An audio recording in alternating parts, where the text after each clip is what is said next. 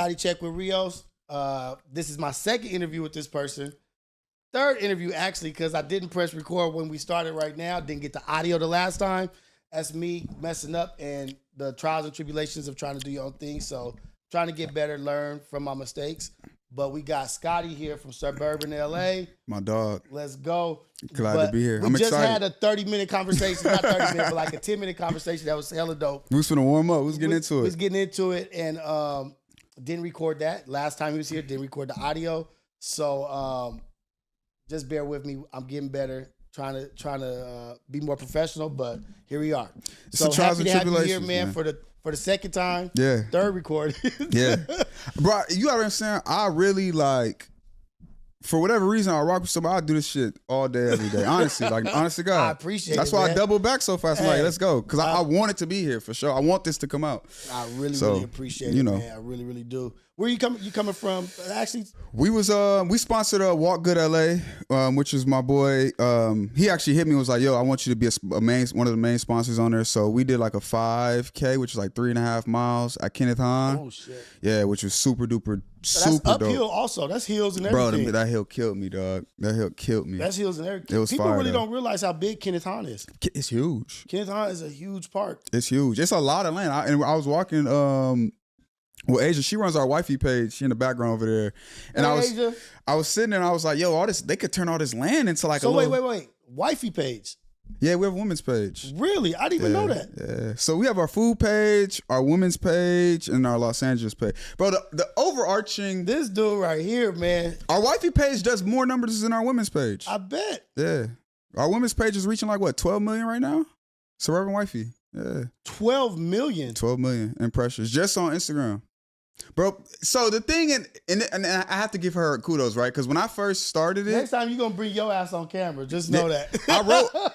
I wrote all of it down. Bro, I wrote all that shit down years ago, man. And I wrote down food, women's, and it was culture. But I wrote the women piece because I just knew women would bring attention in the eyes. Right.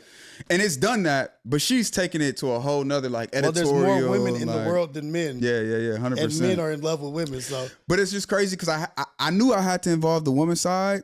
But I didn't. She took the vision way further than I could have ever thought of it to be. Like, yeah. She was like, no, I just wanted some bad. Of course, female. She was like, no, it's got to be. I'm like, all right, whatever. It's got to have some depth to it. Yeah, got to have some meaning behind it. Because if you got a message behind what you're doing, yeah, people will jump on and hold on to that. I'm actually really surprised. I did not know that. Yeah, bro. That's dope. That's fire. I want to, I'm going to put it in the air. I really want to do like because we want to drop our editorial, sticking to the magazine piece. I want to do a photo shoot with Issa Rae so bad. Dude. It'll happen. It'll probably take another year or two. That would be so dope. Issa Rae is dope she's dope. Everybody knows how dope she is. She's dope. I mean? So let's get back into it. Okay, so let's go. Suburban LA is your baby. That's yeah. And I know how it started, but he's gonna tell me again. Go ahead.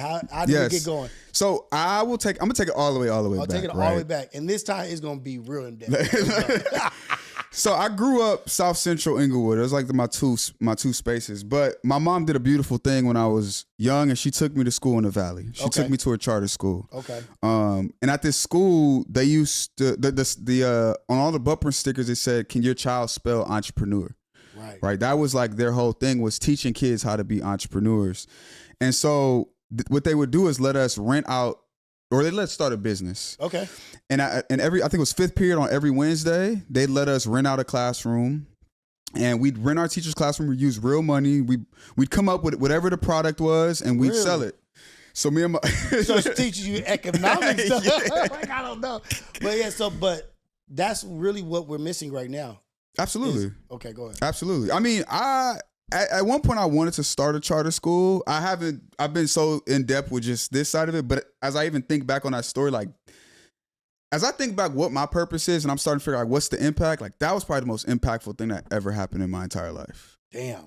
Coming from where I didn't even know what an entrepreneur was. All I knew was like, and I was designing t-shirts. Like we used to play Skate 3. So I don't know if anybody in my age range, we used to play Skate 3 on a video game. I was Tony Hawk. Okay, Tony Hawk Pro. But in the same thing, you used to like design your own t-shirts, your own skateboards. You could like earn merch and yeah. So we've always had the creative side, but I never understood the idea of like formulating a business or what an entrepreneur was. Oh, I need to link you up with my cousin, Toby. He does Crenshaw Skate. Have I heard of that? Yeah, I think so. He designed the Nike Dunks. Oh, that's dope. So I'm after this. Let's do that. Yeah. So to take it back, they allowed us to rent out. Me and my friend Martin did. We rented out one of our teachers' classrooms, and we started a club. Okay. So he'd bring the music. He'd bring his Xbox. Every morning, my mom would go buy donuts from Krispy Kreme. We'll sell the donuts. We'll bring out some other snacks. Y'all making money off all ears, huh? Man, we was coming.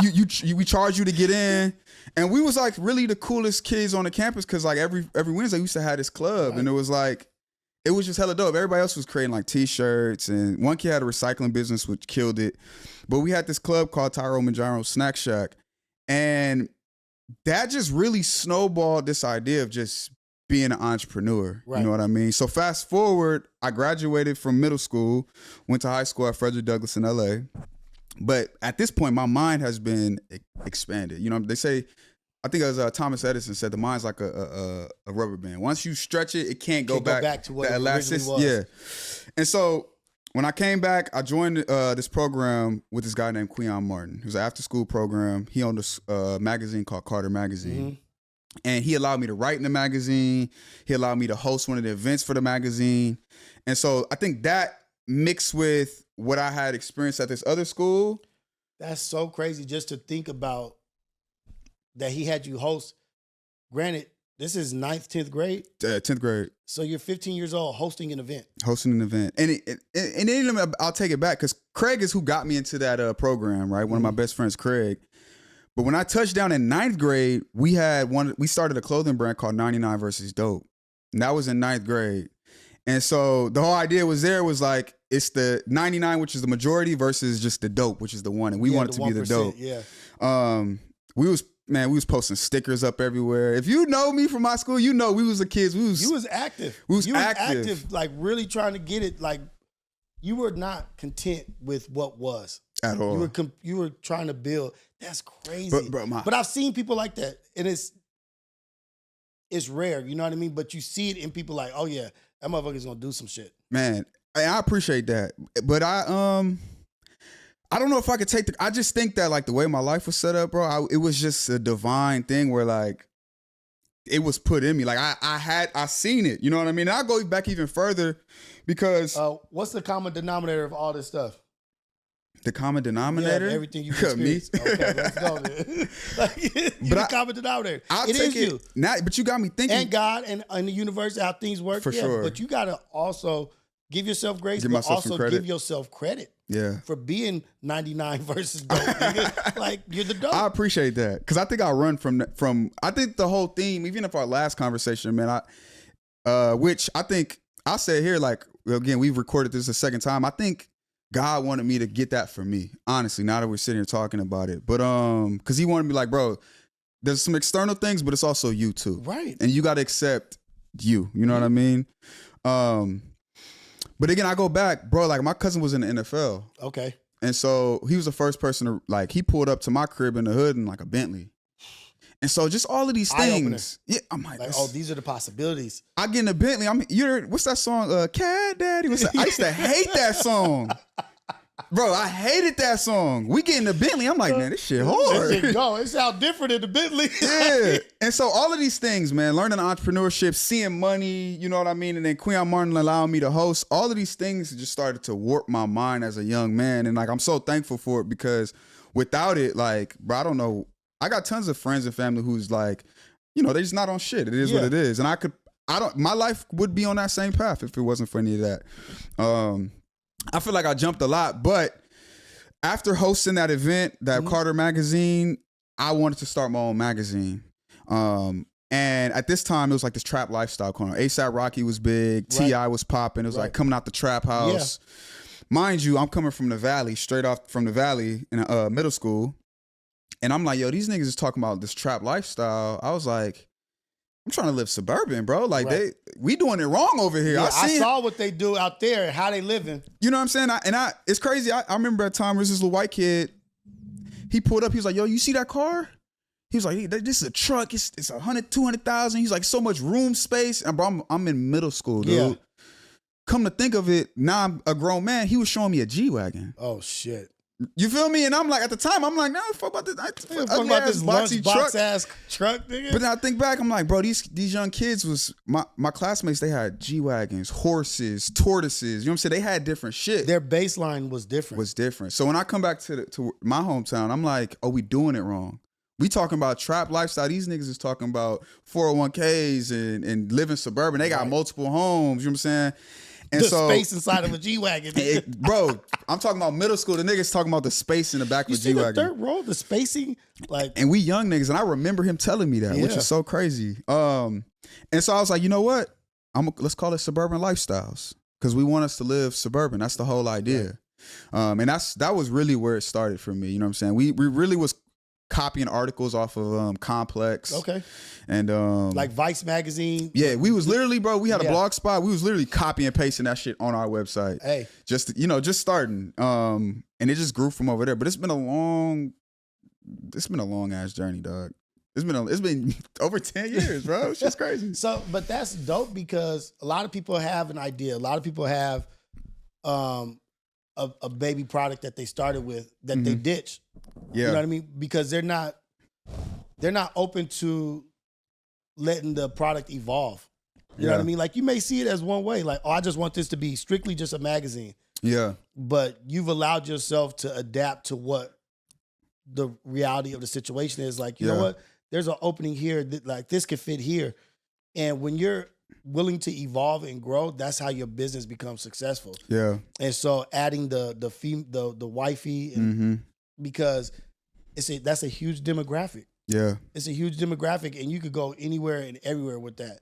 So when you were having that, like, because this is a thing, this is across the board, you are what you are. Like, you will only go as far as what you're exposed to.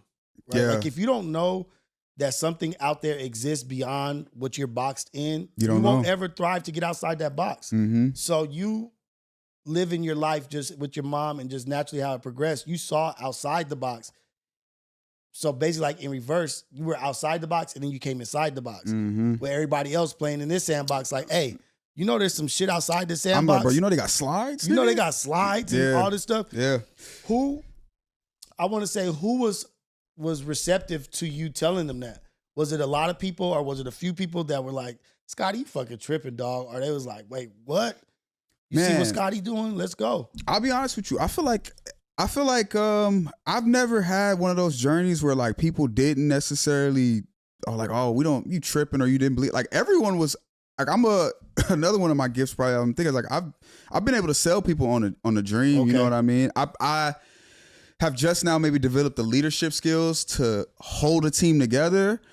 But I think about all of my groups of friends, like, they were all willing to, like, yo, let's go. Like, we believe in what let's do it. You know what I mean? The power of persuasion is strong. Yeah. You could do a lot. Like, people get manipulation and persuasion mixed up. You know what I mean? Yeah. Manipulation has a negative side to it. You're just getting somebody to do what you want them to do just for you. Persuading, you could be persuading somebody into, hey, look at the opportunities here. Mm-hmm. I'm gonna give you the options. What do you see? But look at this. So I think you have the power of persuasion. You know what I mean? Yeah. Which is very, very powerful. Yeah, I think I do, man. I think to your point, I think I'm learning how to use it good now. Yeah. Maybe I didn't always use it, just to be able to hold it together is what I wish I would have done better. But everyone was pretty willing to buy in, man. Like, none of my friends they probably all didn't, like, had a work ethic to keep up. Yeah, but they was all like, okay, like, you know what I'm saying? None of them shot the idea down. One person did shut my idea down, and I love him because he's kind of like a mentor. What idea? Suburban. Oh, really? Yeah, Jason Lee. Jason Lee? Jason Lee from Hollywood Unlocked. Yeah, he did shut it down. That's funny. I was just going to be like, dude, you a young, like, you got what this dude is doing, but you on just a younger level. That's my guy now, but when I first met him, he didn't necessarily shoot it down, but he told me it wasn't. How did you meet Jason Lee? And how did that come across? Let's get into that. Yeah, no, for sure. But I'm telling you, my life is like, it'd be wild. I don't know how this shit be happening, but yeah, you on I like talking to you because you make me reflect on shit. When I start to think, it'd be so crazy. I be having moments. But man, me and my homies on, like, a double date with these two girls. We had went to Catch LA. Okay.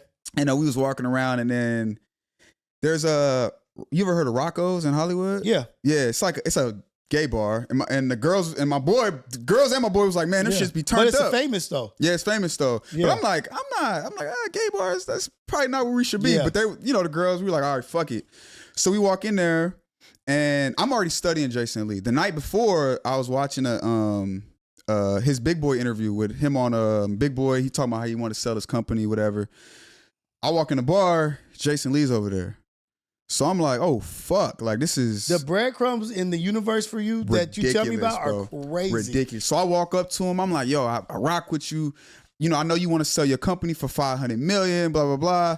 And so he was like, oh, shit. Like, I guess he took a liking to it or whatever. And he was like, yo, like, I'm interviewing Remy Ma today. Like, pull up. And that night, I literally went to his studio and he interviewed Remy Ma. Like, I'm sitting there while he... What? Exactly. I fell asleep, which is crazy. But ever since then, he took my line down and he's been cool. Like, we hadn't always been in constant contact, but we chop it up every now and then. And then most recently, I don't know if you know, our page got taken down, the Suburban page. Yeah, it got taken down for like 3 months. And somebody flagged us. I don't know. Really? Yeah, they just took it. And so he's the one who ended up getting it back. He pulled some strings and got it back. Now tell me, okay, so look, this brings up a good point up that I'm about to bring it back to. So how did he turn you down? When you presented it, was it presented, and how did he turn you down? So I basically told him what the idea was, Suburban Give LA. me the scenario. So I walk up and I'm like, yo, I rock with you. I got this brand called Suburban LA. It's all about Los Angeles culture, you know what I'm saying? Who to know, where to be in the culture of Los Angeles. And he was just like, okay. He was like, it's not gonna work. It's not wide enough. He's like, can't just be LA, it's not wide enough. It's not gonna work. Enough. And I'm sitting there, and I mean, for me, you know what I'm saying? I was just studying this nigga the night before. I'm like, all I heard was it's not going to work. Yeah. You know what I mean? And it may necessarily not have been him shutting it down as much as him trying to tell me, like, yo, this is just the advice. Yeah. But I took it as like, oh, nigga, you don't think you don't believe in me. You know what I'm saying? Yeah. You don't believe in my product, what I got going on. Exactly. And he was wrong about that, because now obviously Suburban LA is what it is, which with way more room to grow. And there's companies, endless opportunities, and there's companies that do it. So he was wrong, but me being me, like it just turned me up. I was like, all right, let's go. So that goes to say two things, right? Just because somebody is successful or has been successful in their avenue doesn't mean that they have the vision for other shit.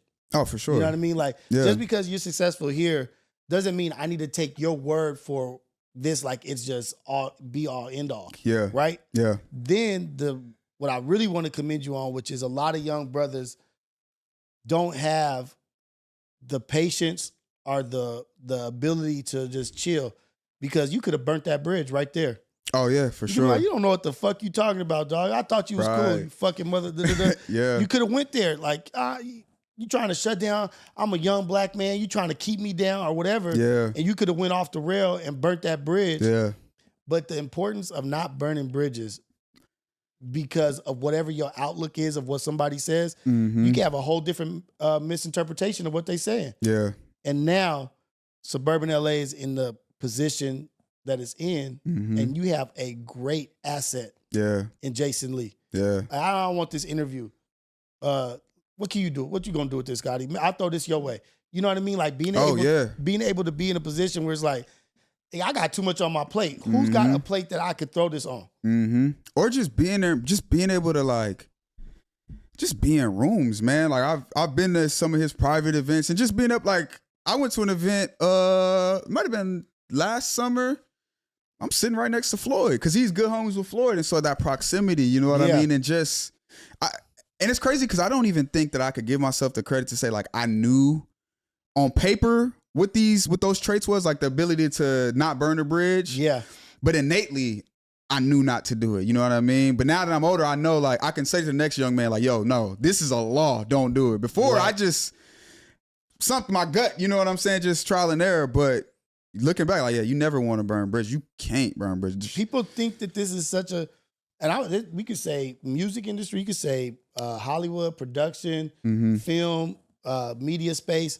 People think it's like it's a small industry. Small industry. It's a handful of successful people. You burn a bridge with one, guess what? That bridge that you burnt, that story is told. It carries along like, oh, oh, this that young cat that thought he was too good to be true. Yeah. Or and it's bro, it's like it's a little bit bigger than high school, but people talk, man. You realize people talk. Exactly high school. Yeah, people talk. It's bigger than high school, but it's the same. It's the same format. formula. Yeah. Same formula, same format. Narratives being spun, this and that. But imagine like back in high school, that wasn't too long ago for you, but being in high school and a rumor or a narrative is being spun. Mm-hmm. That shit goes like a wildfire. Wildfire. Now imagine that narrative or that rumor having millions of dollars behind it. Right. Right. Now I want to destroy Scottie. Yeah. And it will happen. But and even to that point, right, as you go to build up your empire, people are going to try to tear down your empire. You know what I mean? But if you got people on your side, it can kind of alleviate some of it. But if you ain't got no assets, you ain't got a Jason Lee who could be like, nah, that's a cool dude. Right. He might be in like, your corner with you. Exactly. Exactly. Who's your cut man? Exactly. You need, because once a rumor goes from here to here to here to here, you need somebody to be like, no, that's not true. You need somebody to stop it. Or else people gonna tear your shit down, man. That's how it goes. And it's people who get off on that. Right. It's people in the world who get off on destroying people. You know what I mean? Like, it may not even be me having that, you're messing up my opportunity. It may be like, shit, my little cousin might be trying to come up and do some stuff like that. He better than him. Yeah. Or just like, niggas just be not liking people. Like, that'd be a thing. Like, I don't like this nigga. Just don't like this nigga. I didn't like his take on this. Yeah. And that's the other thing that you guys are dealing with that we didn't have to deal with in my generation is everything being recorded and on camera. Yeah. You can't just be like, nah, I didn't do that. Like, nope, actually on such and such. Nigga, they got cameras on the Teslas now. It's over with. Teslas. I turned that shit off as soon as I got that motherfucker. Like, yep. They got that shit everywhere, bro. So would you say, who would you say inspired you to do this? Like, who inspired you to be the entrepreneur that you are? Was it those experiences that you had in high school? Or did you see somebody and was like, that's what I want? Yeah, that's a good question. I can't say it was just any one person. I think the experiences kind of led me to it. You know, I've always been like a creator. At the end of the day, like some of my early idols, like Rob Dyrdek, you know what I mean? Looking at him, man. Huge. Fantasy Factory. Yeah. And it's funny too because even taking me deep in, it's so many things that like led me to this space. Like the Carter magazine saying like, okay, I need a magazine, but Drama, which is Rob's little brother, or not his little brother, his cousin, his younger cousin. Yeah. On one of the episodes, he says like, yo, like if you don't have a microphone, you can never get any of your products out. And so it was like this idea of like this huge conglomerate idea of like, yo, I want to change. I want to be able to influence people. I also know I'm a serial entrepreneur at heart, or creative rather. But with all these creations, if I don't have no apparatus, no media platform to blast it out, how can I get any of these things across? And it was like, okay, all of the things just started leading me to like media. You know what I mean? Every little inkling of it. And then from there, I started to kind of pick my idols within that. The Dave Portnoy's, Jason Lee's, you know what I'm saying? Verizon Hearst Media, from Barstools. Okay. That's like a big, I don't want to say idol, but one of the people I look up to. I really respect what he's done. It's a huge platform. Yeah.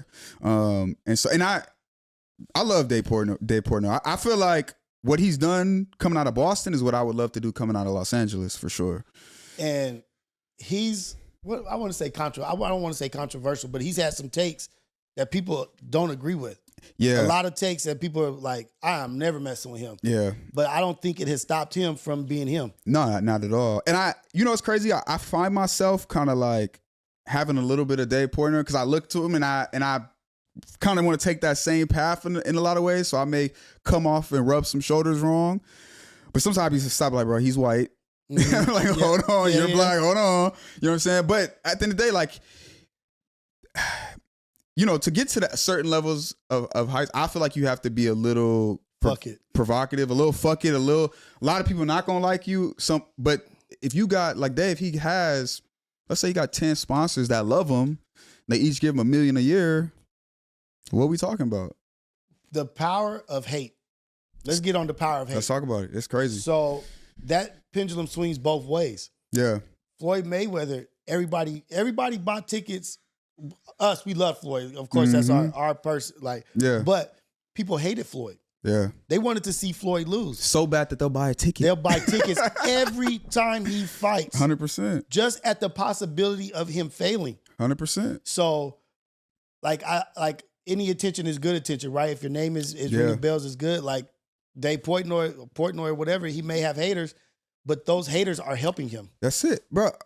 Out of, let's say we get 300 comments on something that we post, 150 of them are, maybe not that many, but 100 of them are from a fake profile talking shit. Yeah, exactly. And it's like, they're like, I hate you. You should delete your page. Every time I click on his fake profile, and I just be like everyone who talks shit follows me. It's a ghost profile. This is that. Like, you're so caught up in what I'm doing. I'm so special that you had to go create something just to talk about me. Which is crazy.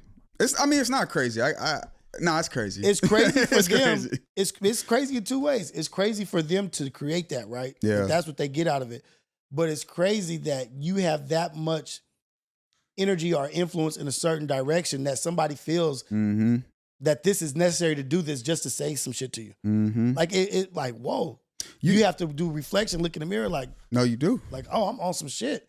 And that connection that you have with that, like with the Dave Portnoy thing is why one of the reasons why I really like you caught my eye and the respect I have for you just grew and grew is because you don't necessarily have a take on something that everybody agrees with. Mm-hmm. I've seen you take the other side of the argument, and I don't know if you're just doing it just to be devil's advocate or shits and giggles, but I feel like you take it on upon yourself to be like, okay, you guys all feel this way. Let me throw some more information at you to see if you can see it from my point of view or other people's point of view, because there are two sides to every argument. For sure. And a lot of people, not a lot of people, but some people do that, but aren't willing to stand in the fire. And take it. And take it. And you have done that.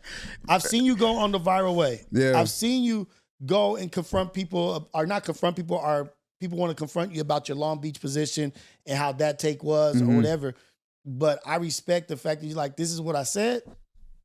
This is how I felt about it. And I'm here to hear what you have to say about it and what your position is. And maybe I'll change my mind. Yeah. That takes a lot of strength. Yeah. And you do that shit. I appreciate it. It's a couple things I'll say onto that part. It's like, one, I like to pride myself on not, I do because I'm human, but I try to not judge people. Mm-hmm. And the reason I say that is because I have a fundamental belief that at the end of the day, no person's perspective is more valuable or more correct than the next person's. And so sometimes I will take a position I think is opposite. One, because I know that there's a level of entertainment there and I'm an entertainer at the end of the day. The other part of it is I think deep down, I kind of want people to have the same ability to be like, yo, we can debate this, but it doesn't mean I'm right or wrong. But people will sit there like, you're wrong and da-da-da. And it's like, I'm just throwing out these facts. I'm just throwing out these points. You digest it how you want. 100%. And so that's a lot of, I think, what it is for me. Because a lot of people will like literally, I'll take a position and people are literally like come with almost feel like a level of hate. You know what I mean? And I'm like, that's so funny to me because I don't hate no one person because of what they believe. I just be like, damn, that's interesting. You know what I mean? The second thing I'll say is I struggle with some of the takes I might have because like some of my best friends or like even family, I come around and you can almost feel the like cut the tension. And I'll be like, nigga, you know me. Like you, hello, like, but it's like you can feel the like, and it's just that part is interesting for me. And I haven't learned how to deal with that yet. Whether it's like, girls I deal with, like I can feel the tension when it comes to that, You have to like, not that saying that I know, but you have to see if it's valuable. Dr. Rios, see if it's valuable to go there with that person. Yeah. Do you value this person? Do you really care what they think or don't think? And if you do, it's upon you to like say, hey, what's up? Like, what's going on? Like, I feel something going on here. Like, I love you too much for us to have this beef between us or whatever it is. Let's talk about it. Everything is communication.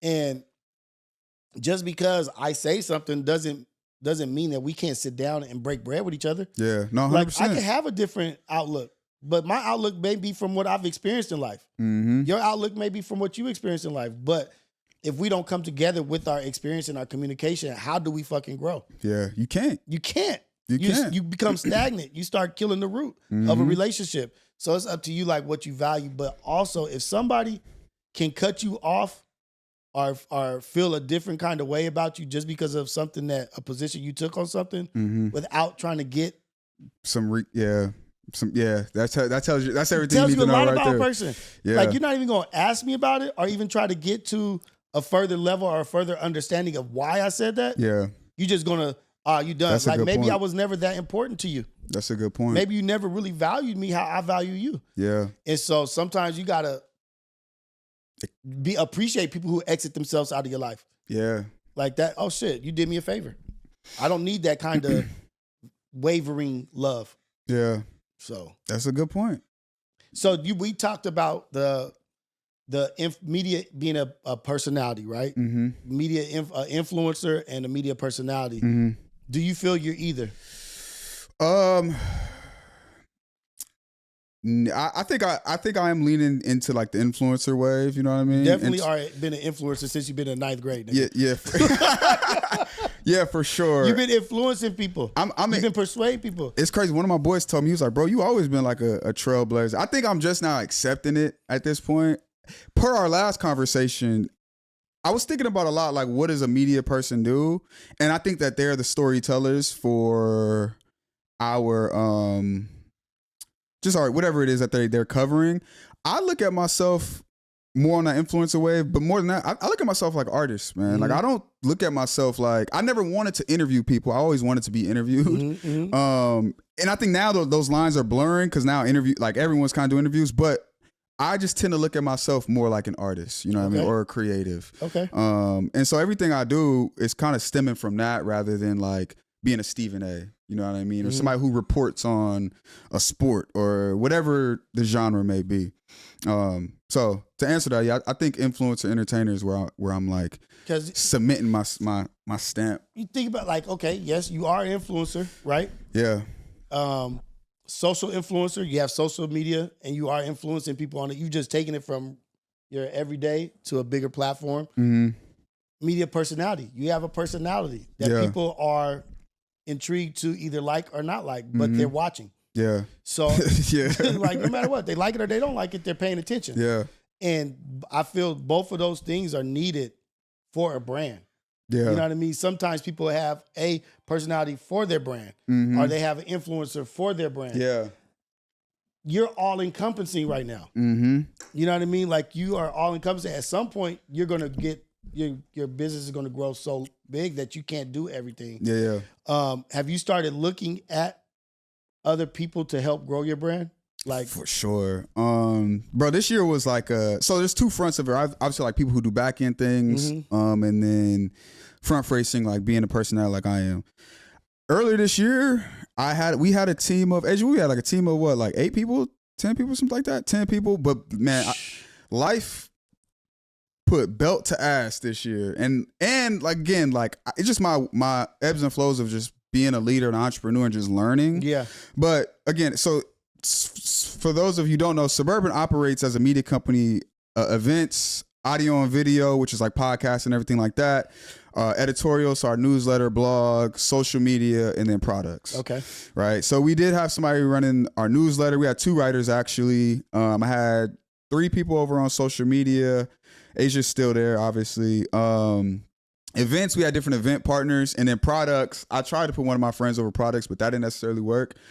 And it got to a point where I got rid of everybody. Like we were having meetings. Like I was showing the grand vision of like where I really want to take this thing. But I had to scale back because I realized like, I feel like I didn't have the capacity to delegate and be the leader and hold people accountable like I needed them to do. Yeah, the bandwidth was not there. The bandwidth, and I had to learn how to let go and let people do things. Yeah. You know what I mean? Like I was trying to control everything, control everything, do everything, or like, oh, I don't like it like this, and then try to like.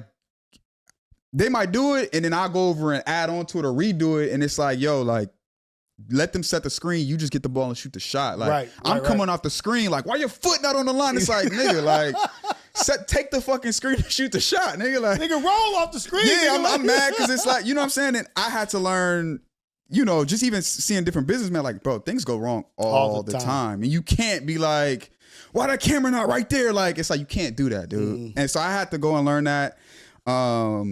at this time I had like a rental car business. I had a couple cars I had on a fleet. And so I had just a lot on my shoulders, bro. Like, oh my God. I was working at the post office. That might've been last year. And I quit around like, I forget when it was. I was building Suburban. I left the post office as a manager. Bro, I had like A1 credit, got like 8 cars. All on my credit line, was like renting them out. I was doing a lot, dog, just trying to make it. And life put belt to that ass and just like made me, I learned a lot though, and I'm so much better. I'm so much more calm. Like I used to be more frantic, like, now I'm just like more smooth throughout my day. I feel like I'm more of a man because of those things. But to answer your question, yes, we was building a team. I fell, scraped my knee. Now I'm standing back up and like I'm starting to look through, okay, now I got to go get the writing team. Mm-hmm. You know what I'm saying? I think the personality thing is I can handle that for now. Yeah. I'm the best at that, but I can get somebody who can edit. You know what I'm saying? I can get a writer. Next, I'm just looking to put myself in position to go for brand partnerships. Okay. That's all I want to do. I just want to speak. I want to rep the brand, have a social media handle while I'm just out and I'm shaking hands, kissing babies. Yeah. Bringing in that moolah. And so where did your education come from? Where did you go to school? You went to high school. Did you have college education? Yeah. I went to Frederick Douglass. I left Frederick Douglass. I went to Morehouse. Where did you go to Morehouse? What did you study? Marketing. I had a minor in sales. So you're in the field that you need to be in right now. Sure. For yourself. Yeah, for sure. How bomb is that? Like, that's amazing. Like, to be able to say that I went to college and studied something exactly what I'm fucking doing right now for my own brand. Yeah. Bro, that's crazy. You be making me reflect, man. I don't ever think about these things. I just be on like, go. For your own brand. Yeah, that's fire. You went to school. Like, it's so many people that went to school or that are going to school and don't even do the same thing. Don't even do the same thing or are not blessed enough to be like, oh, I really have an idea of which direction I want to go. Yeah. And for you to be able to do that and pursue that and be living in it right now. That's actually, so I've never sat and thought about that. Like, that's crazy. Yeah. And you're just, and the fact that it's still in its infancy stage. Yeah. You know what I mean? Like, that's why I wanted to sit down with you, because I just really was interested in, like, what is this little motherfucker gonna do? Yeah. Like, what does he want to do? What is this young cat? How big are his ideas? You know what I mean? Like, I want to, so, I mean, we could really, and it's kind of cool because we didn't get into it last time, but like, if I could, God, we make our dreams and then God laughs at them, right? He's like, kiki. Yeah, right? Exactly. In my mind, I think that there's something that I got to figure out internally, even outside of like, everything outside, I feel like I got it. I do. You know what I mean? And I say that humbly, but my problem is the internal configurations of like, whatever it is, I got to get it to just connect and then I'll soar. That's level 1 or phase 1. Phase 2 is build out this media conglomerate. Phase 3 for me, I really want to do what David Grutman has done in Miami. And David Grutman, he owns Komodo, he owns Live Las Vegas. Oh shit! Okay, he's in the hospitality business, and that's where I want to go to. Hospitality is fucking. Yeah, I want to.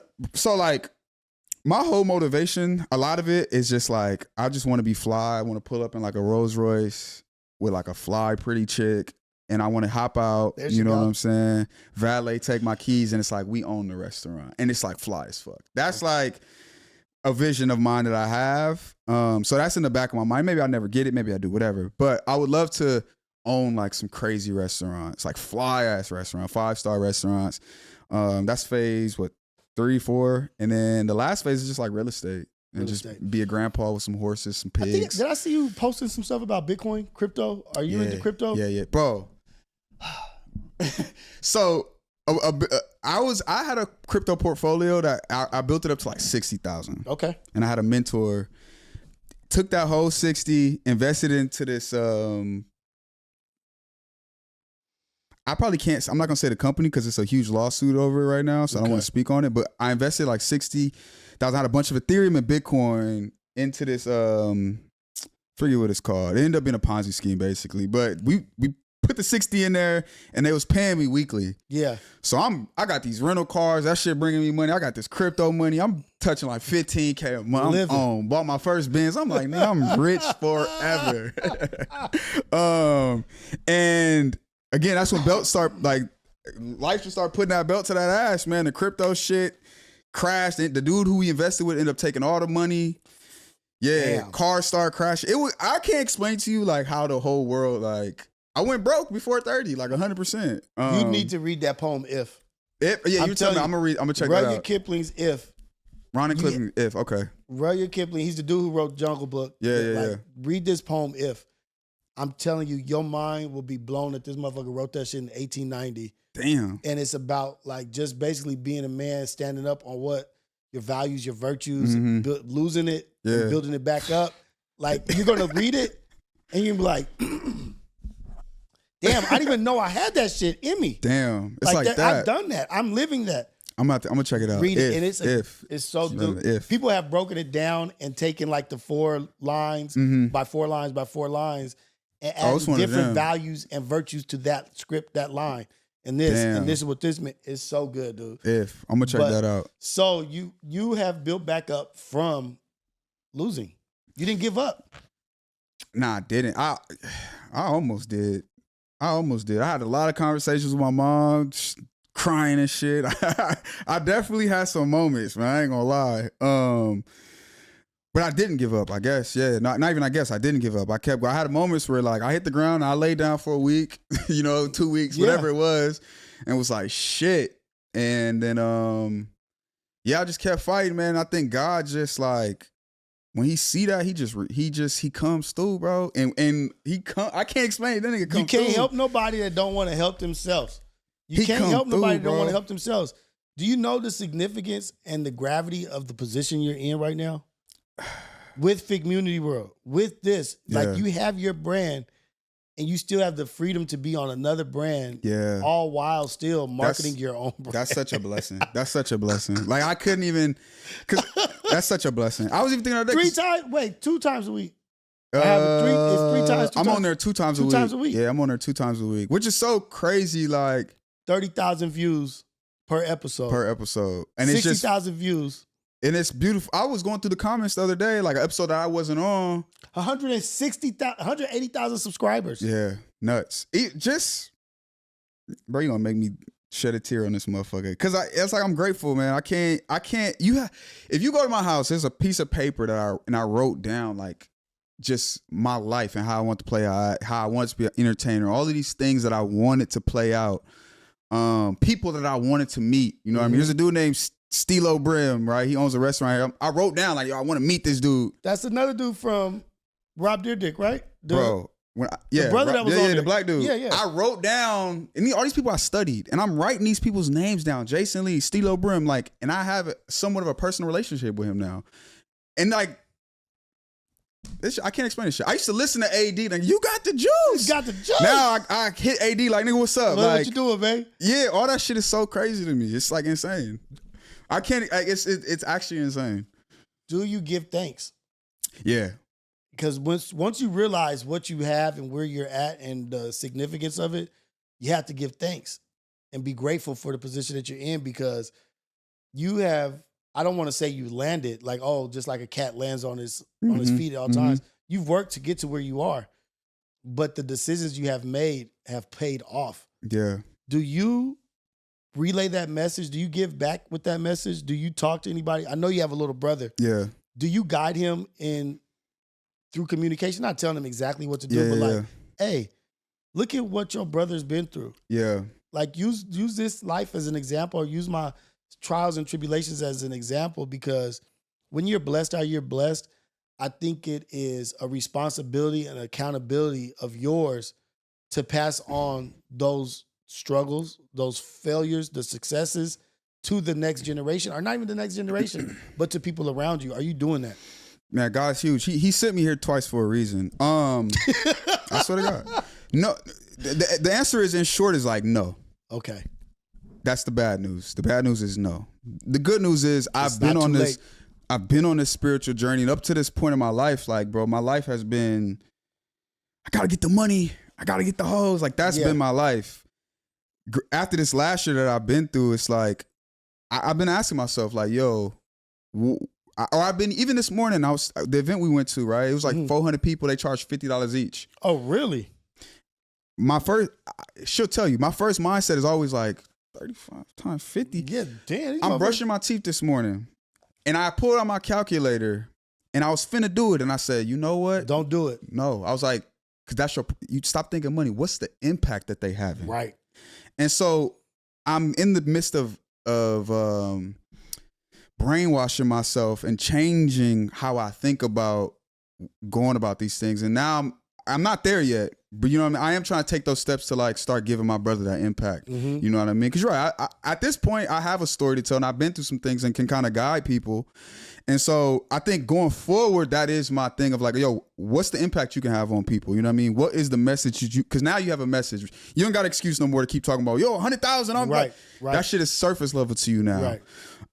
And so I'm in the midst of getting to that space where I'm just thinking pure impact. My brain's not fully there yet because I still like shiny things, don't get me wrong, but I'm in that transition. Like I even feel like me doing this with you is like, God is sending me messages like, yo, go full impact, bro. And I'm gonna give you what you want on the back end. You know what I mean? So and that's like such a good thing to have to realize that now, because he doesn't only you don't only lose it once or twice, you lose it a lot. Like life is about ups and downs. Yeah. You know what I mean? But the losing becomes easier when you are impactful. Mm-hmm. When losing happens and it's only about money and you lose the money, and that's all you think about, that's a horrible loss. Yeah. Because all you're thinking about is the money. Mm-hmm. And you have no impact. Mm-hmm. You have nothing else going on. No substance. No substance to what you're doing. But when there's substance to what you're doing and you lose the money, you like said, I fucking helped 500 kids get this or this and that. Like I still can build back up and I'm still proud of what I've accomplished. Yeah. And I think it's just a level, like a point of maturation or of realization, like, how do I give this back? Yeah. How do I create more of me? Yeah. You know what I mean? Like, and if I want to create more of me, I want to create somebody who's going to be impactful. Mm-hmm. And so just giving those gems and those jewels to your little brother, to your homeboys, your homegirls, your girlfriend. Mm-hmm. And that's really, when you do that, you're going to be in a place of just like bliss, nigga. Like you're going to be like, damn, I'm doing something that I want to do. And it's benefiting people. Yeah.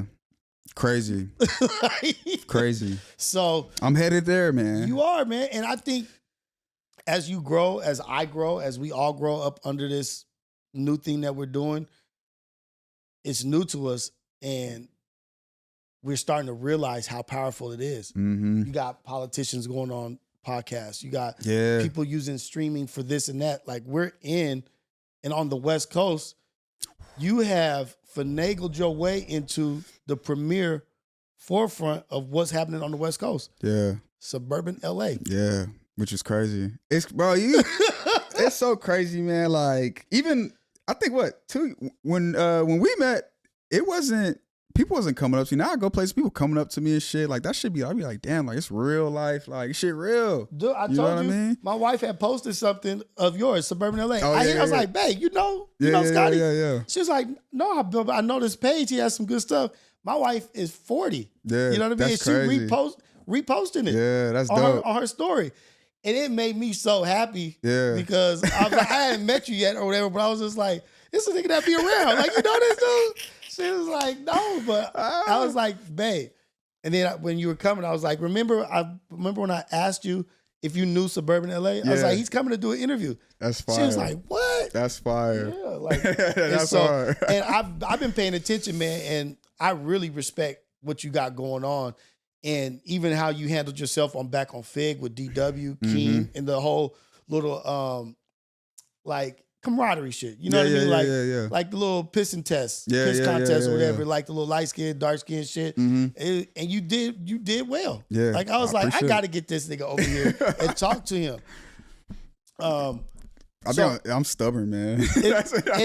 Stubborn is good. You know what I mean? Stubborn is good when you believe in what you're doing. Yeah. You know what I mean? Some people are stubborn and know what they're doing is unsuccessful, or they're still being stubborn and they know they're losing. Yeah. They'll fight a dying fight. Yeah. And die on the sword that they know that they're losing. That's over with. That's how stubborn they are. I hope you ain't that stubborn. If it's going bad, you know what I'm saying? I don't know. Cut your losses. Yeah. So how did you meet your girl? How did this happen? And how important is the relationship to you?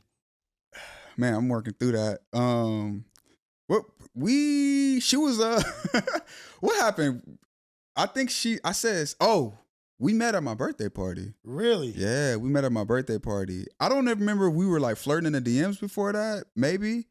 But I remember I had a birthday party. I invited her. She came. Okay. And then I think the next day we ended up going, like we like double dated, her and her friend, me and my boy. We went to like Joey. Then we went to like a comedy show. Oh, and, shit. We just been locked in ever since. Hey, I met my wife at 28. Oh yeah, you was telling me. I met my wife at 28, got married to my wife at 28. And, you know, I value relationships and I value strong women in a man's life so much because it's so needed, it's so necessary, that energy. Do you plan on, do you want to get married? Do you want to build with someone? Do you eventually want that? For sure. But I know for sure you got to build your business and build out what you're doing first. Yeah. Because you want to be focused on your woman when you're. For sure. Yeah, I definitely do. I'm in the mode right now where like, and I mean, she'll tell you, like, I'm like, I kind of become like maybe a little bit asshole when it's time to lock in.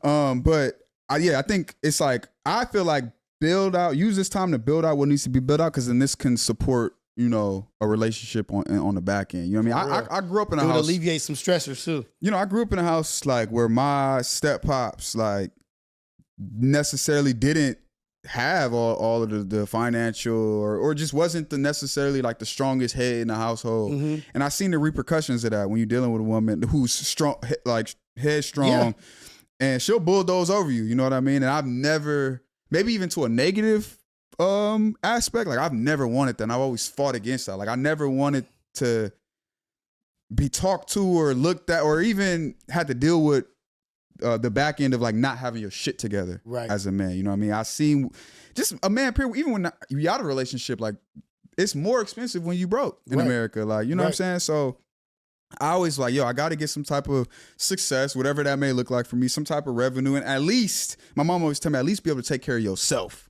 You know what I'm saying? And sustain yourself at a high level before you go and like, without struggling. Take care of yourself without struggling. Yeah, exactly. Like, make that an ease of life. Like I can go through life like this right now without a struggle because I got my shit together. Exactly. But I mean, and you know what? I even speak to her standpoint. Like when we met, I wasn't up, but I was like, all right, cool. I'm cooling. You know what I'm saying? Just bought the new Benz, was like finna make some moves, and then I went broke, and she was still there. You know what I mean? It wasn't the prettiest thing in the world, but still there. And so like, it's like, okay, cool. You know what I mean? I think now I'm at a space, bro, where like, it'd be hard for me to accept a relationship, or like, even like I have moments I'm like, bro, like this girl like really love me. Like she's for me no matter what. But it'd be hard to like even just accept, man. I don't know. I haven't mastered that part, man. You gotta reflect on it, right? Like on what's important. Yeah. Like who do you want in your life? And then a lot of people don't have the opportunity to have and then have not, and go through both of those with the same person to get to see who that true person is. Yeah. Like a lot of people never get to see somebody for who they really are. And you've gotten to see your girl when you're up and when you're down. Yeah. And there's really no question about her character or who she is because you got to experience that with her. You know what I don't like about talking to you?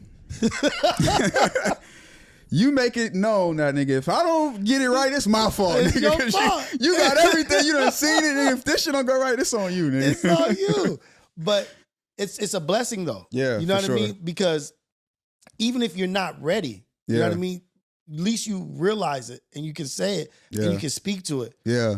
I wish the best for you guys. You know what I mean? I wish best for everybody, but I see you guys are a beautiful young couple and you guys are both hungry and growing in this thing. But just know there's going to be attacks. Oh, for sure. You know what I mean? Like when you're building something beautiful and you guys have a vision and of what you want to build and what you want to do, There's going to be attacks. There's going to be downs. But it's how you deal with each other during those moments. Mm-hmm. You know what I mean? Like, am I going to turn on you when you're down? Right. Am I going to use it against you? Like, is Asia going to say, you all broke, nigga. Like, don't tell me what to do or this and that. Is she going to make you feel worse about yourself? Yeah. Those are questions you don't even have to ask yourself no more. Yeah. No, you're right. You're right. And that's key. Nigga, you won. Yeah. Hey, he won. See, like, the gift is here, nigga. But that is a beautiful thing, and not trying to put no pressure on it, but I just want you to be in the mindset of actually being able to realize it and be in the moment of what is. Because a lot of people don't get to experience that. Yeah. No, you're right. You're absolutely right. To see the both sides of the coin. You're right. And I was able to do it before. Like I said, it'd be, because imagine if I, went up 10 M's or some shit or some crazy shit. And then, like, before I even hit the pinnacle, and I was able to see that, which is actually really, really telling. You're right. It's really telling. And then say you hit the 10 M's and then you meet her. Right. Like, are you with me because I got the 10 M's? Right, That's always going to be like, it's always a question. Timing is everything. Yeah. And sometimes we have to just take the moment to sit back and be like, damn, I'm blessed. The things I've asked for, God has given me, or whatever you tend to believe in has been set at my feet. Mm-hmm. Now it's on me to accept who I am and be who I authentically am. Yeah. And the world will accept it or they won't accept it. But no matter what, I'm being me. Yeah. And that's an easier life to live, dude. Yeah. And like we said, hate it or love it, people are paying attention. People are paying attention. So I have this segment that I wanted to do. I haven't come up with a name still for the what's, the whys, the what and the whys. I don't know, but I want to ask every guest maybe about 5 questions, just so the listener or the viewer, our family, our friends that are out there that are paying attention could get a better understanding of who you are. For sure. So you with it? Yeah, I'm good. Let's go. Okay, so the first one is, what do you value most in life? Freedom. Freedom. Explain that. Freedom. I just never wanted to be confined. I never wanted to be or feel pigeonholed. I think freedom is like the most important thing for me. And I think freedom is important for a man. Let me take a swig. If I want to go somewhere, I want to be able to go somewhere. If I want to buy a car, I want to be able to buy that car. If I want to create something, I want to be able to create something. That's why I've had every good job in the black household that you could ever have. You know what I'm saying? I worked at the post office, Costco, you know what I'm saying, the airport. Whatever job your black mama told you to get, I done had it on God. I done had it. I've had so many jobs. But I was never able to keep a job because I just never felt wanted more. I wanted more, and I wanted the ability to just be free, man. I didn't want nobody telling me what to do, or I wasn't born for that. You know what I mean? I just wasn't born for that. And I think just based on how my life played out, I was able to take leaps and be like, I'm out of here. You know? Yeah. You didn't want to be tied down. Worked at the auto club, worked everywhere. They said, work a job, but I never wanted to be tied down, man. And freedom was a big, big thing for me. Freedom is, and it gets me in trouble sometimes because it's like financially, if you're not working a job, that could be a struggle. Dealing with insurance, medical, you know what I'm saying? Relationships. Like, I need freedom. I need my space. Like a lot of life can be wrapped around compromise, but I think you can a certain level of success will take some of that compromise off of you. You know what I mean? And so freedom was just always a big one. Freedom is always a big one, and you can be free in any situation. You know what I mean? Like, it depends on what you consider freedom. Like, your freedom is you want to be able to experience life the way you want to experience life. Freedom for some people are being able to say what they want when they want to. You know what I mean? Like, there's some people that are locked up in jail that consider themselves free. Yeah. It's really your outlook on it. But freedom is very, very important thing. And what you're saying, freedom, your like idea of freedom is like the freedom to be you, to be me, to have a certain level of abundance. You know what I mean? And I think you're right there, because freedom for everybody looks differently. You know, because God willing, this platform gets as big as I want to. One day I won't be able to say what I want to say without repercussions at least. And so for somebody that may not be freedom, you know what I mean? My level of freedom, whatever, that may not matter. That might matter. Yeah, it gets tricky. It gets tricky, but the thing is, right now in the position you're in and where you're building from, you will be able to say whatever the hell you want to say. Yeah. If you're being you. Yeah, I need that 50 cent freedom. If you're being you, people aren't going to say, like, it's not all of a sudden like, oh, Suburban LA, Scottie, this squeaky clean ass nigga made it all the way up here. Yeah. And now that he's up here, he made it squeaky clean. Now he's talking about what he likes and he doesn't like. Yeah. But if you start your shit off being you from the beginning, then you good. Then you're good. Yeah. This is me, unapologetically me. You may disagree with how I feel or my outlook on life, but nigga, I never hid this never from changed, you. I never hid it from you. And my success is going to be based off of who I am. Yeah. I tell people, I've had like full-fledged conversations with people and they be like, why would you get it? I'm like, bro, I'm not. I know that, you may look at me this way. I'm not Barack Obama. I don't want to be Barack Obama. So don't hold me. Barack may not want to be Barack Obama. You know what I'm saying? Like, don't hold me to the, I never want, like, I want to be me, dog. You know what I'm saying? Maybe I wake up one day and I want to be on some politician shit, but that's not me today. You know what I mean? And I don't want to be that. So you're absolutely right about that. It's just about being me. So freedom, I love that. I love that that's your answer. Second one is, what about life excites you? What about life excites me? What about life excites me? Did we do this one last time? What about life excites me? Switched it up. I'll phrase it a different way. Like, what does the future hold that has you excited about? Oh man, abundance, bro. Abundance. Like I see it. Like there's a vision God shows to me where I'm like courtside at the Laker game. I've had this vision for so long. And just the connections, the love and the fanfare, like all of this idea that I have in my mind of just like, again, and it may be a little bit piggybacking off the freedom, but just able to walk through this life with so much love and just excess, you know what I mean? Just more. And that might be some American greed a little bit coming out of me, but just abundance, man. And not only in like monetary or like physical things, but just like spirit, you know what I mean? Like I'm on this new thing now where I thank God for, I thank God every single day. And I'll be like, yo, God, thank you for the $1 million you finna give me in January. You know what I mean? Thank you, God, for freeing my heart of this pain that I've been feeling. Thank you, God, for giving me this. And I don't have any of those things quite yet that I might be speaking on, but I'm thanking him in advance. And it's just the idea of just abundance, man. Having these things and just more. What do you have in abundance right now? What I have of opportunity. Got a lot of opportunity right now. I think I got a lot of love right now. Got a lot of hate too, but I got a lot more love that I'm paying attention to. But I think it's opportunity. I think that's the one thing I got right now is just hella opportunity. Health. Yeah, I'm super duper healthy. We was running today. Guess what? Without health, you ain't got nothing. You ain't got wealth. None of that. Yeah, I got my health. Matters. It's crazy. I was thinking today we did our run today, that marathon, man. I'm like, in my mind, I was running. I kept telling myself like, bro, like, I'm a machine. Like I feel like a machine. I feel good. You know what I'm saying? I'm 28. I'm like, I'm in my prime. Like you dap me up, you gonna feel me. Like I'm we did our run. I was like, after the interview, I'm going to get a cut and I'm going to the gym. So you going to the gym? I'm a machine. I'm going to the gym. Like, you feel it. You feel like what TF? You feeling the power, nigga? I'm here. Like I'm taking my creatine. It's up. You in the moment and you're feeling it, and you're a young bull. Yeah. That has information of an old bull. Yeah, I like that. You know what I mean? Yeah. Like the young bull that is taking his time down the hill. Yeah.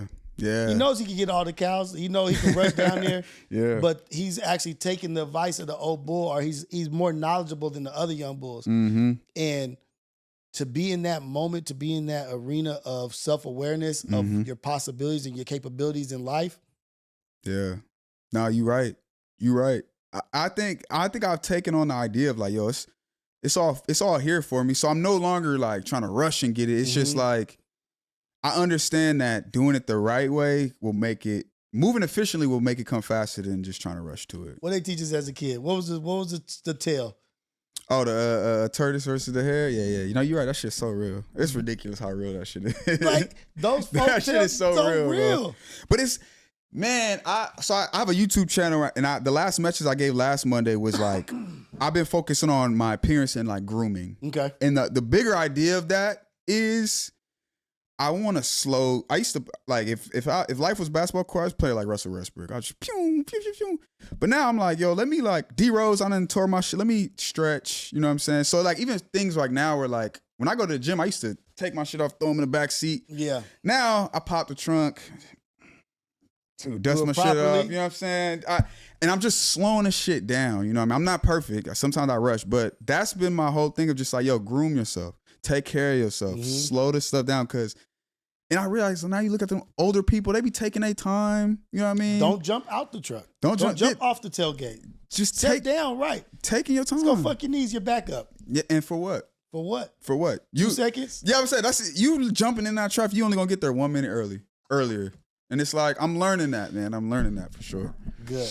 So we got freedom, we got abundance. You got some good. Yeah. I love it because, you know, like the thing about those answers are, they don't tie you down because those are changing topics. You know what I mean? Like freedom can change to you. Yeah, you may value a different thing in freedom. Abundance may look different to you at different levels, but valuing those things is so important. But you're not boxed into what they are. Yeah. Are you breaking down like my value system right now? Is that what we're doing? No, I mean I'm going through it because that's another thing I be thinking. I'm like, what do I value? I feel like what you value is closely correlated to your character. Yeah, right? Yeah, absolutely. Yeah. And so, Dr. Rios, man, I'm trying to tell you, man. I really like what your answers are because they're not shallow ass answers. Yeah, you know what I mean. Like, abundance can be like, oh, I want a bunch of fucking money, or I want this, I want a bunch of houses. But your shit is pretty well rounded, and what your thought of it is like, and wanting to be impactful. So. I think you're fucking dope. I got another one for you. What are you afraid of, and what scares you in life? What are you afraid of?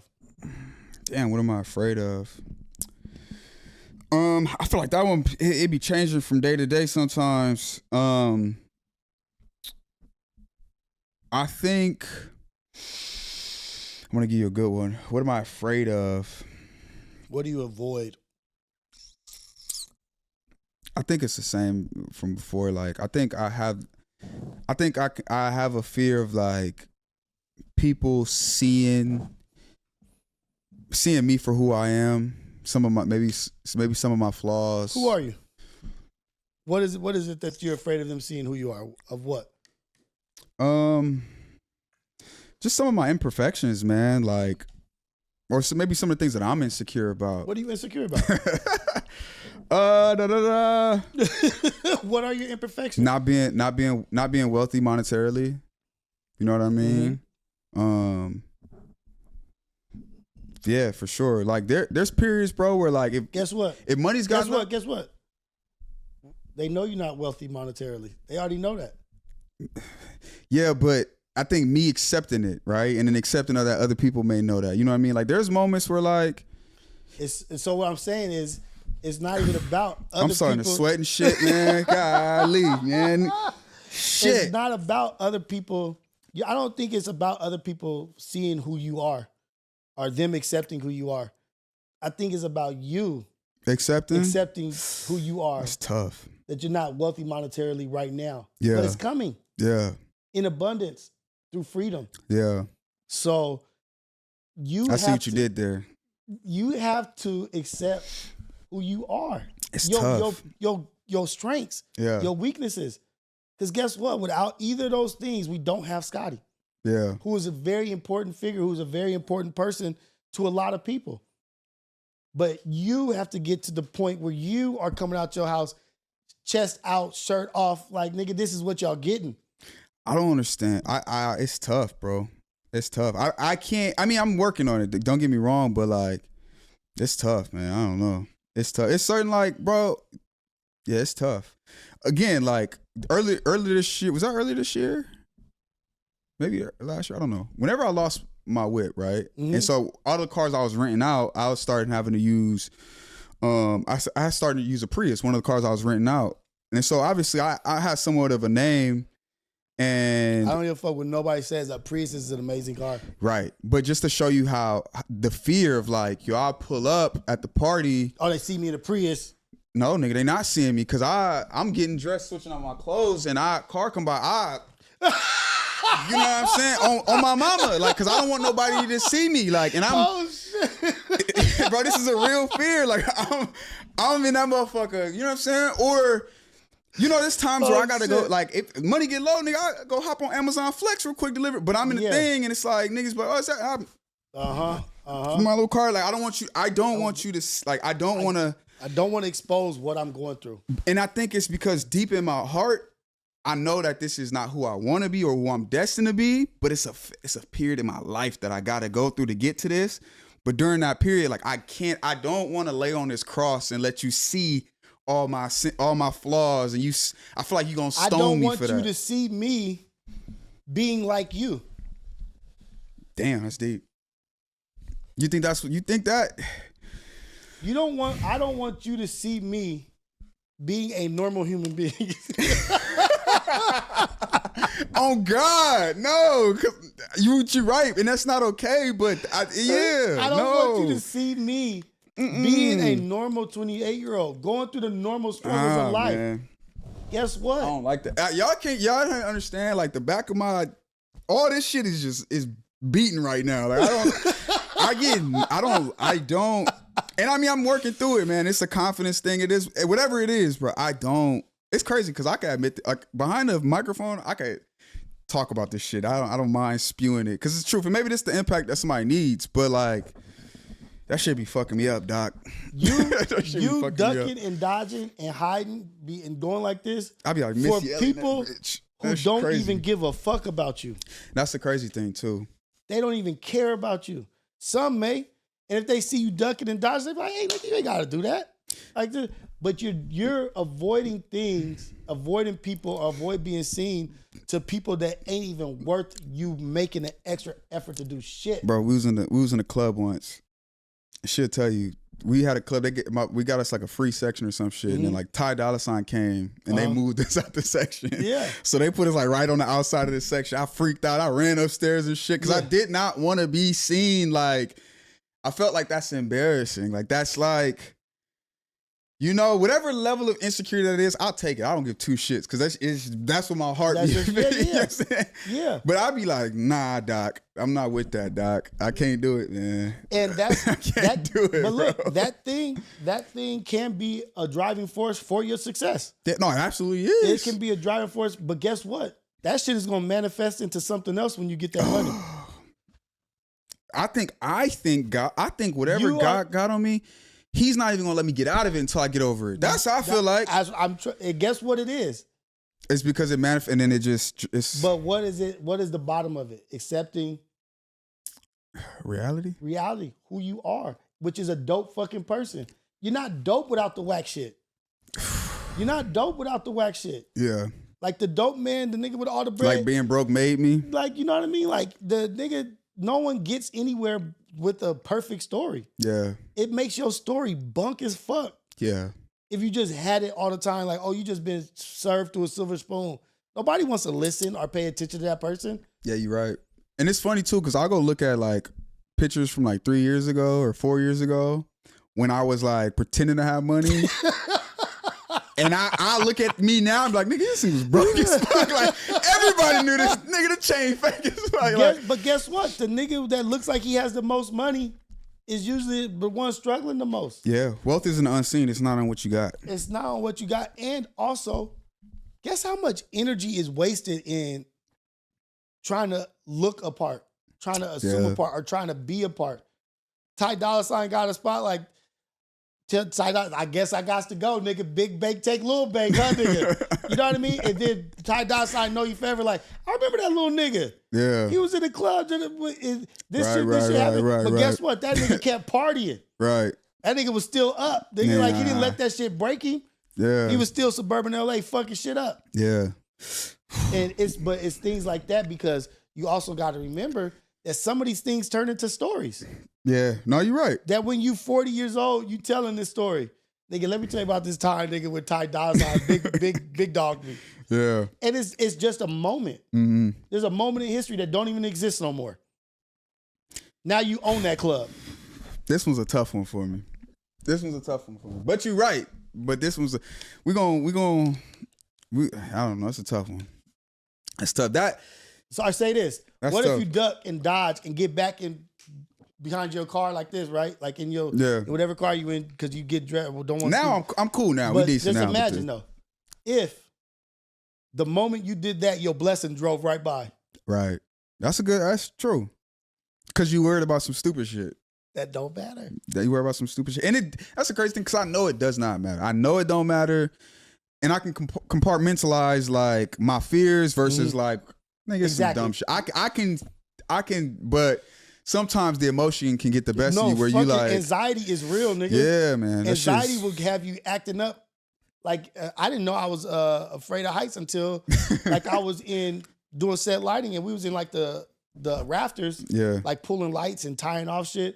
But I was doing it, no problem, like sweating and shit. But what I was realizing is that as I was going up and going up there, I wasn't the same person that I was when I was down on the ground. When you was down there, oh yeah. Like it was like very like, don't talk to me, don't like yeah. Very like robotic, like because I couldn't have all my senses together. Got you. And it was like, oh shit. Your fears and anxieties change who you are on the ground. Yeah. Wherever you're at. Like you're this person on the ground, but your anxieties change you're and a whole transform different person. Wow. Who you are. Yeah. That's crazy. And I realized that shit through the fucking rafters. That's crazy. But that can happen in any but are you saying you might get nervous trying to talk to somebody and you start like it's just it changes you to a whole different person. You're right. To a different person. And it's natural, but it's just once you realize it and you notice it, you start working on it. Yeah. Right? Like talking with Keem is about insecurities versus low self-esteem. You know what I mean? Like low self-esteem, insecurity is one thing. Like, oh, I'm insecure about how I look.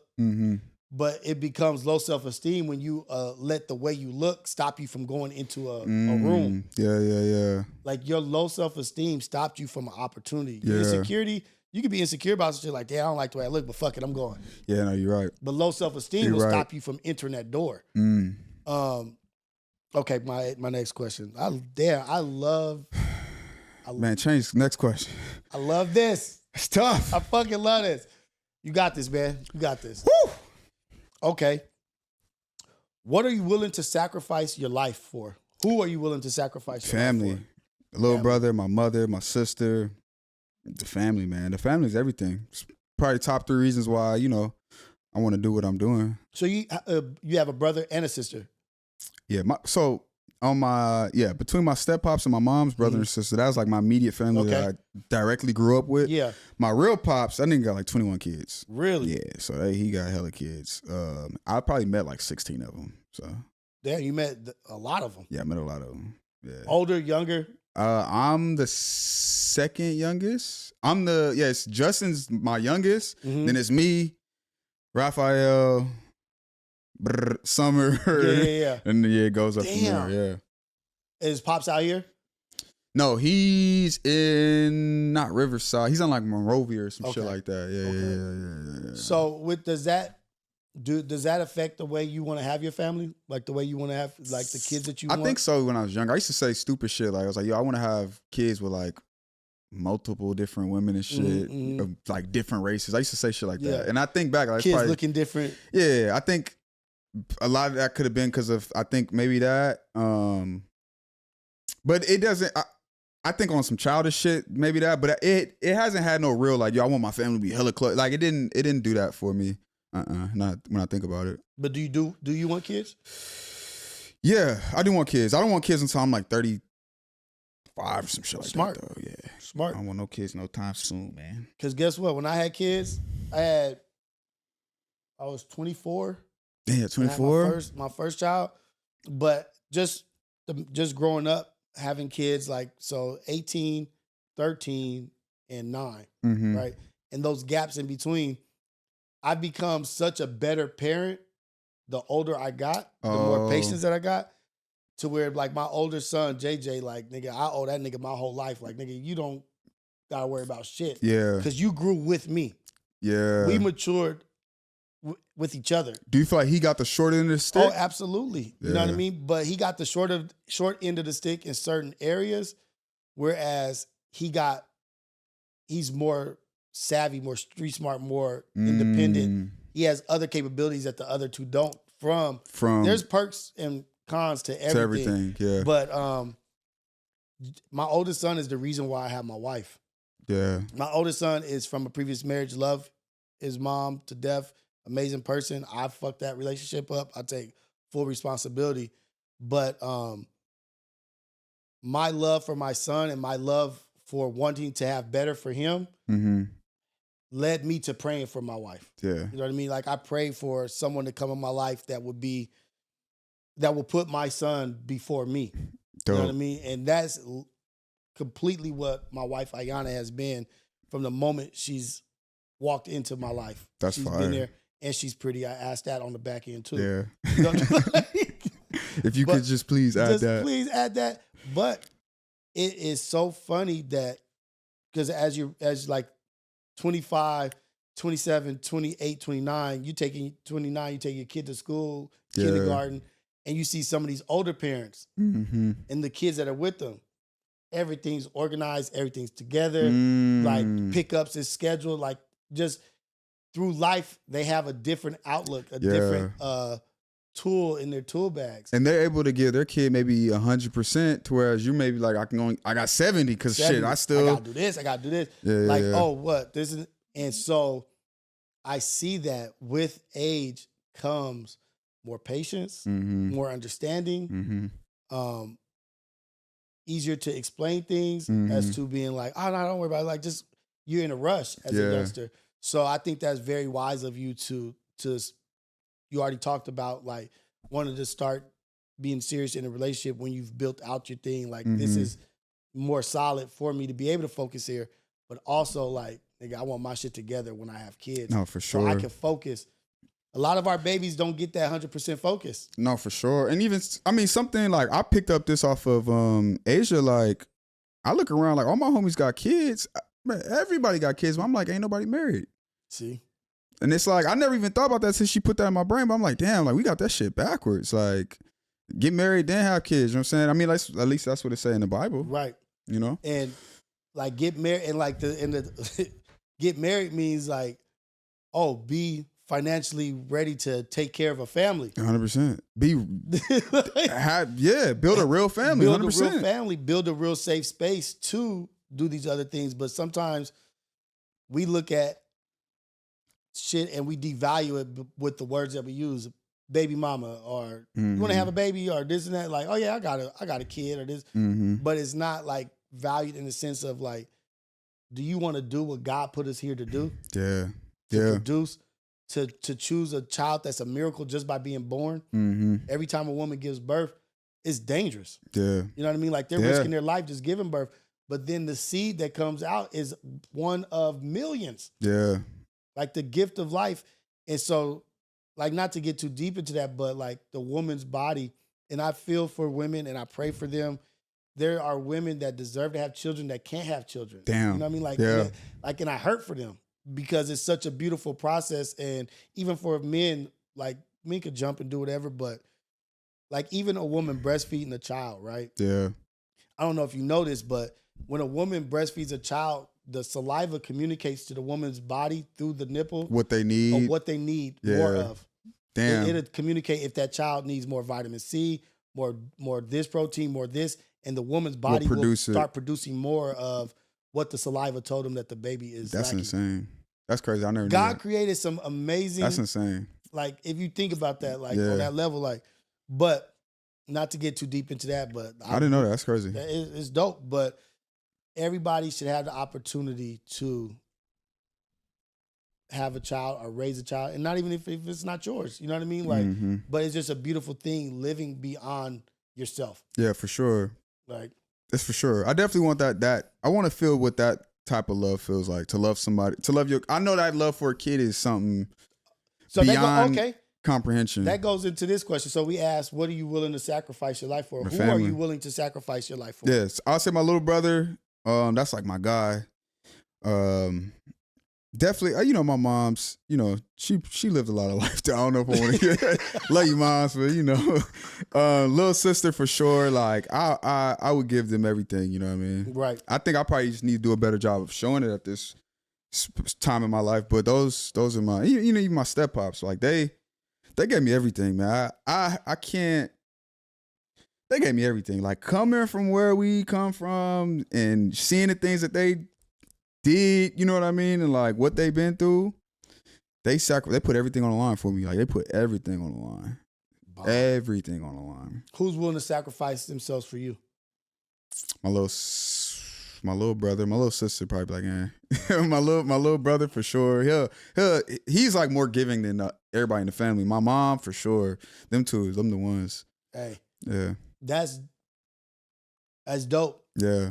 And that's who you need to pour into. Yeah. Because those that are willing to go the extra mile for you, it just is a straight answer. Like, oh, okay. Let me call moms, tell her I love you. Yeah, you right. Call little bro, hey, what's going on? And nourishing those relationships and strengthening those relationships. When was the last time you had a real deep conversation with your mom? Probably like 3 weeks ago. Good. Yeah. Me and my mom we'll have at least like one deep convo like a month. Okay. We'll try, I'll chill with her. We'll like get some coffee or some early morning. I'm like an early morning person, so you're a coffee person too? Yeah, I love coffee. Okay. I love coffee. I had a show. We only did like 2 episodes. Like it was Coffee with Scottie. What? Yeah, on God. I stole it from you. That show on YouTube right now, but it never went into fruition like I wanted it to. But yeah, man, for sure. Yeah. So you and your moms be having coffee together? Yeah, we'll have some coffee early morning. We'll just talk. Like we chop it up. Man, relationship problems, her relationship problem, my relationship problems, finances, like. It is crazy too, cause now like I'm a grown ass mess now, so like I'm giving her advice and vice versa. Like that shit is beautiful. Crazy. Yeah, my mom, my dog, for real. Yeah, that's beautiful. You need to, if you like coffee, you need to go to Aura Coffee. Right? I think I've been hearing about that Aura Coffee. They have it's a black owned spot. Black owned, yeah, right? Yeah. In Lamert, yeah. There's a Haroon is across the street, but Aura they have a pistachio latte. It's fire. I'll be on the espresso martinis. Hey. I'm saying a little liquor in my coffee. Oh, man. Go, if you do, leave here if you feel like coffee. Pistachio? Pistachio. It's fire? So good. Okay. So check good. That out. But I'm glad that you came back through, man. It's so dope to hear a young man, because I relate to you through so many different levels and services. I have a 28-year-old brother. I have young men that I'm around that you remind me of. And it's just so beautiful to see a young black man standing in his square, going after what he deems as his. Mm-hmm. And I see you doing it in real life, in real time. You know what I mean? And just keep up the good work and stay at it. Always be aware, keep your head on a swivel. Because when you're accomplishing these great things, there's always going to be something trying to knock you or whatever, but be aware and conscious enough to see that shit coming. Yeah. You know what I mean? Like where these snakes are, where these people that just value what you're bringing to the table, and keep those who love you, keep your Asians, keep your mom, keep your brothers, keep them close to you, because they're going to be your edge of protection. Mm-hmm. You know what I mean? Because guess who's going to protect you more than you? They are. They are. 100%. Babe, do you know this person from such, like, wait, how did this? And they'll ask you questions that you don't want to ask yourself because you may know the answer. Yeah, nah, they be doing all this. Like, you need to stop hanging out there. Man, shut up. God damn. All right. But it be spot on, even when you don't want to hear it. You know what I'm saying? Because sometimes they value what you got going on more than you. It's the last one. Even my little brother. Like I'll do a lot. You know, I manage all my finances stuff. My brother walk in, he be like, "Hey, bro," like he like. It look like you just kind of doing too much. And I look at him, I'm like, man, you don't know nothing. But he walk out, I be like, I am doing too much. Like, damn, like. Oh shit! Is he in college yet? Nah, he not. Okay. No, he not. Okay. He not. He's not. I got him with me, so he's not gonna do the college route. So my thing is, I'm gonna put a camera in his hand and start putting him to work. So wait.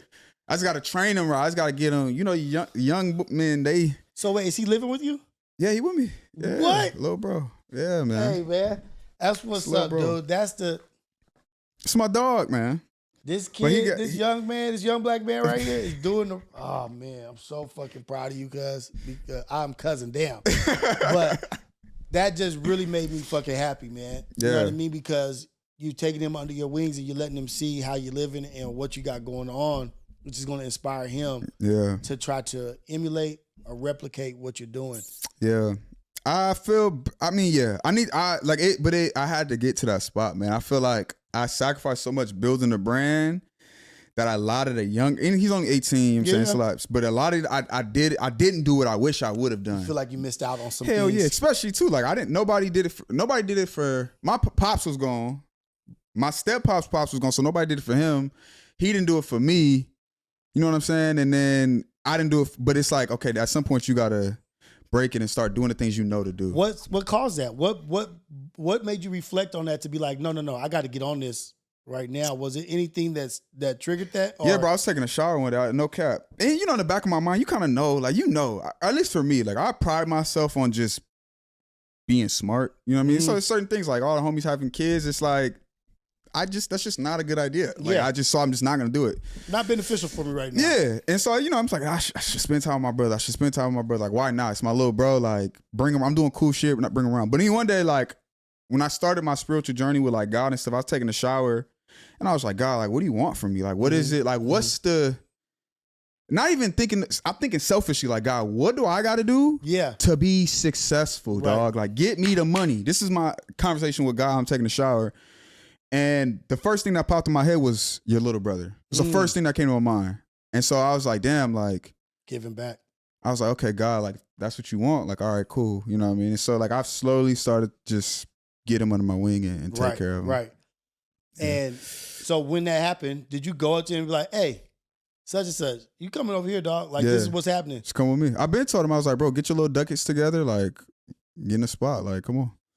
I've been to have that conversation with him for sure. That was like, last year I had that conversation with him. Dope.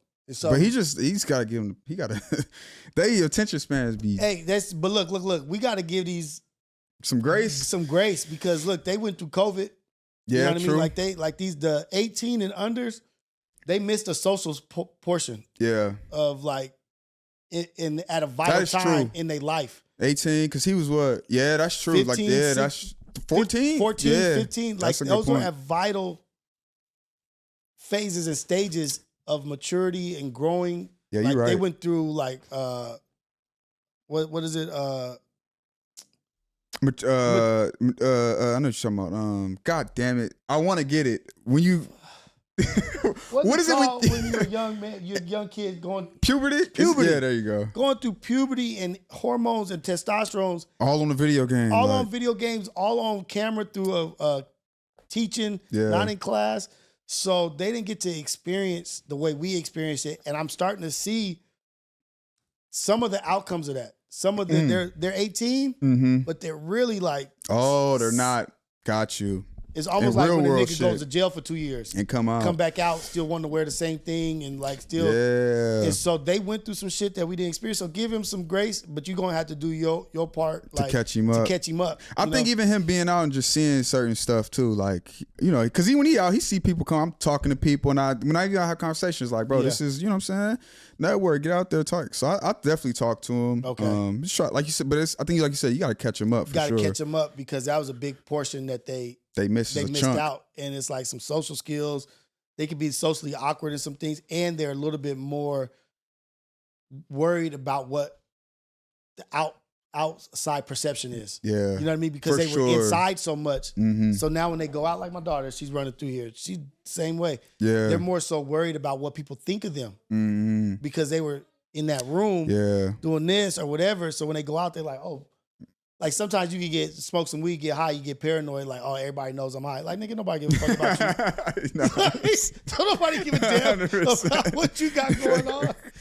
Oh shit. No, that's funny. But so that's a real big thing. But I'm so proud of you for doing that and taking him under your wing because that's generational, right? Yeah. Because it's gonna affect how he is with maybe his little brother or his little homie or his little homie's little brother. Mm-hmm. How he's like, oh, you know what? It's a responsibility of ours to bring up the next one. Yeah. You know what I mean? And show them and share with them what is the successes, what is the failures. Each one teach one. Each one teach one, and being vulnerable around your brother and really being your goofy ass self around him, like being wrestling, doing some stupid ass weird shit at the house. Like, nigga, this is me. That's what like, this us. And he'll try to get on me too, but I try to break him through that. I'll be singing in the car and shit. He'll be like, why you sing? I'm like, nigga, what you mean? So yeah, you're right about that, 100%. That's it. And it's like, it's beautiful, but I'm glad we had this conversation. Yes, sir. I'm glad you came and sat down with me on Reality Check, because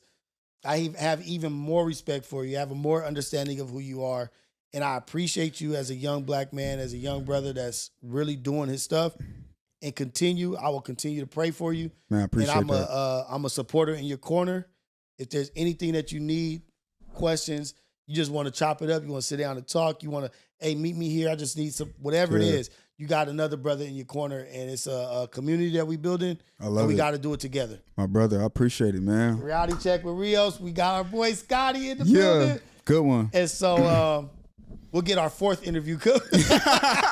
We'll do it. Yeah, I'm gonna come back. I dare come once a quarter, man. Hey, these shits out. Whenever you want to, and whenever you're ready. And I would love to get this young lady on here talking about the business side of it and how she felt when taking over the wifey side, the female side. For sure. Because that's important too. I want people to get to, like, they're getting to see the brothers right now. Yeah. I want them to get to see the sisters and their position and how they feel and what it makes them feel like. Because like you said, just for your brand, it's a whole demographic out there. For sure. And being able to talk to women and let them voice their opinion, their thoughts, and how they feel about things is powerful. Yeah. Because it's a big part of life. For sure. But Reality Check with Rios. We in here with Scottie. We out. Hey.